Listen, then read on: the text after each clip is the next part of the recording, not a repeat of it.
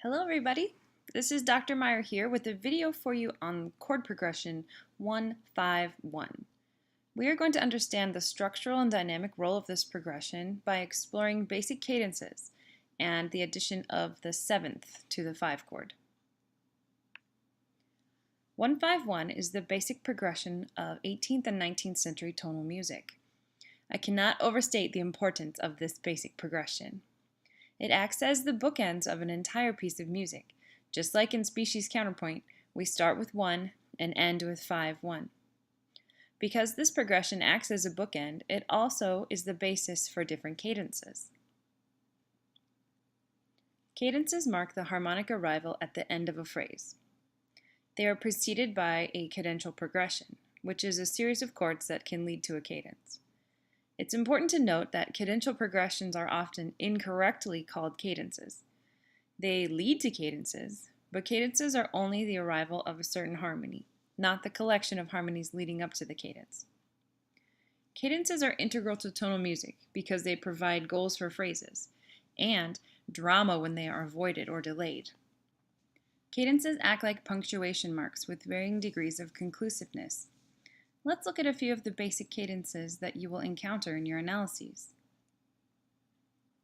The first cadence type is the perfect authentic cadence, or the PAC. A perfect authentic cadence occurs when 1 arrives after 5, with do or scale degree 1 in the melody.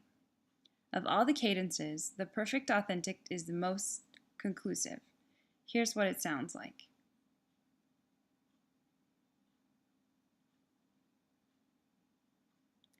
The second cadence type is called an imperfect authentic cadence. This cadence type occurs when the arrival of 1 after 5 with mi, may, or sol in the melody. This differs from the perfect authentic cadence, which is perfect because do is in the melody. Here, scale degree 3 or 5 will create an imperfect authentic cadence.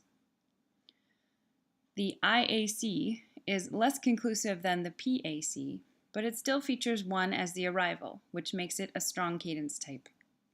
Here's what it sounds like.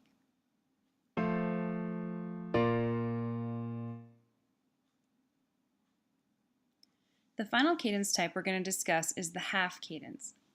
The half cadence marks the arrival of 5. Now, 5 might occur in many places in the phrase, but it's only a half cadence when 5 is reached at the end of a phrase. Of the 3 cadence types that I've discussed, the half cadence is the least conclusive because it concludes on a chord that's associated with tension and drama, whereas the other 2 cadences close on a chord of resolution. Here's what a half cadence could sound like.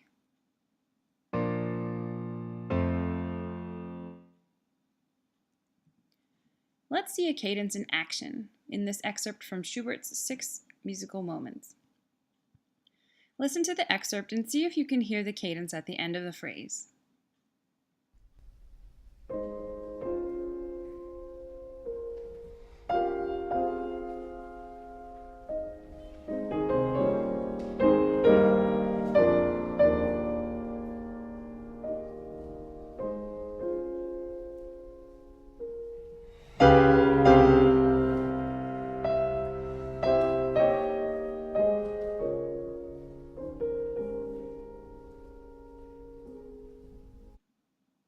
The cadence at the end features a suspension above 1 in the bass in the second to last measure. It's important to know that cadences are intensified by suspensions, not delayed by those suspensions. Once the suspension has resolved, we notice that we have a perfect authentic cadence because of the scale degree 1 in the soprano. We can also add a 7th above scale degree 5 to create even more tension and excitement. Listen to this example from the Beatles' Twist and Shout.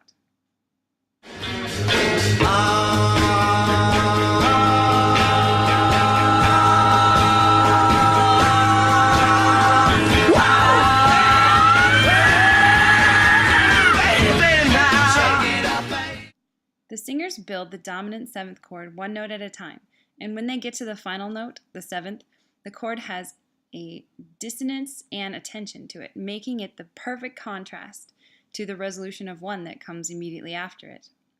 5/7 is truly the opposite of 1. To write 5/7 in your part writing, you should know that 1/5/1 harmonizes melodic figures around members of the tonic triad, using passing and neighbor motions, and sometimes incomplete neighbor motions. You will explore more part writing harmonizations in class, but let's cover some basics here. The 7th of the dominant 7th must resolve down by a step, no matter which voice it is in. This is just like in 4th species counterpoint, when we add a dissonance that must be resolved down by step. Scale degree 7 must resolve to the tonic when it is in an outer voice. Here's what this progression sounds like.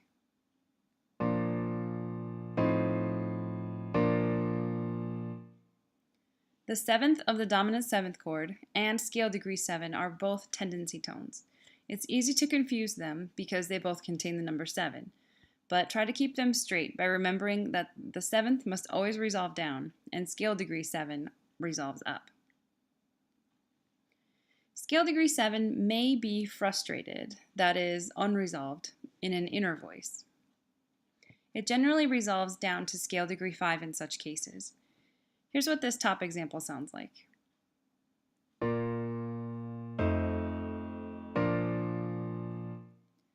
The 5th of the dominant 7th can also be omitted for smoother voice leading. Notice in the bottom example that C is omitted from the chord, and the top voices move by step to a 1 chord. Here's what the bottom example sounds like.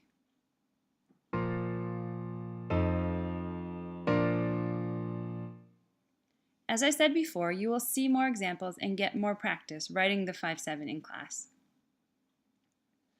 This video covered a lot of ideas that stem from the basic chord progression 1/5/1 because it is an important progression in tonal music and the basis for cadences.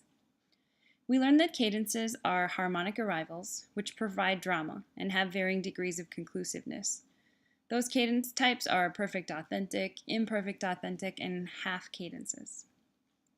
Through a Schubert example, we discovered that suspensions do not delay cadences, but instead intensify cadences.